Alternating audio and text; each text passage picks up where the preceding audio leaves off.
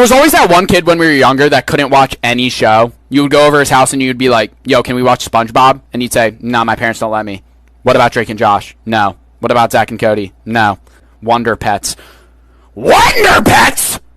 The show that goes, the phone is ringing. No. I'd rather watch paint dry. I'd rather see how many headbutts it takes to get to the center of my drywall than watch Wonder Pets. I will see myself out of the door. Goodbye. Your parents suck.